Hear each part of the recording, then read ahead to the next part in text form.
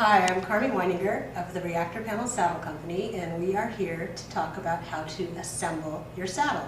So you've just ordered a ReactorPanel saddle to evaluate. You got the box, you unpacked it. Inside you found the saddle. There's a pair of panels, 2 panels, and we'll discuss these in a minute. And there's a white box. You'll recognize this with the logo. And inside the box are 2 pairs of thin discs, which are this size, and 2 pairs of medium discs, which are this size. We discussed which size to use when we talked about looking at the bare tree on the horse. You'll also have a spatula, which you'll want to take out and put on the table. The discs, and for today, we're going to use 2 pairs of thin discs. Put these on our table. And you'll notice the table has been padded with something that will prevent us from scratching the pommel of the saddle.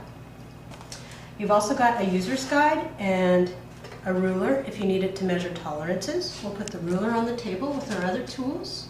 And in the user's guide, if you want to open to page 13, you'll find instructions for assembling the saddle, which we're about to follow.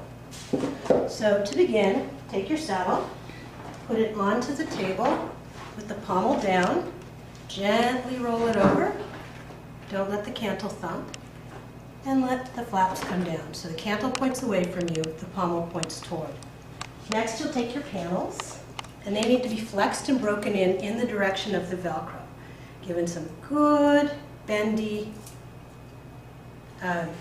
areas. I'll often use the strength of my rib cage to help curl this panel.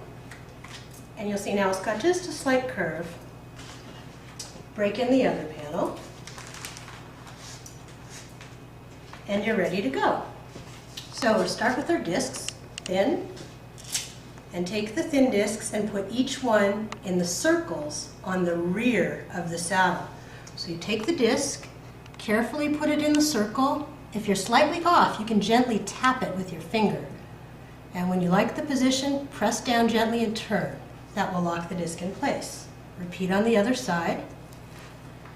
And then with your panels, and the other pair of thin discs, there's only one circle on the panel, so you don't have to decide where to put it. You take the disc right into the circle. Again, if it's off, gently tap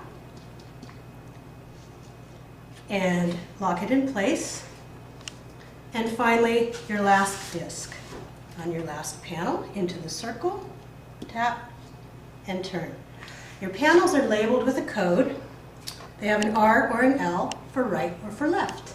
And they also have the size. These are 23-inch panels. This is the right-hand panel.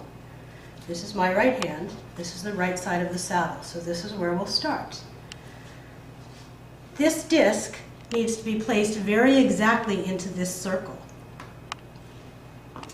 To do that, hold the panel in an orientation down the center of the saddle. The disc goes into the circle. You'll have to bend over and peer to get it precisely placed. Once it's there, hold the back of the panel up to keep it from attaching to your disc prematurely. Flex the panel, finding this edge of the panel and your inner edge of the Velcro and matching them. And when they match, fold the panel down onto the disc. Let's repeat that on the other side. The disc goes into the circle,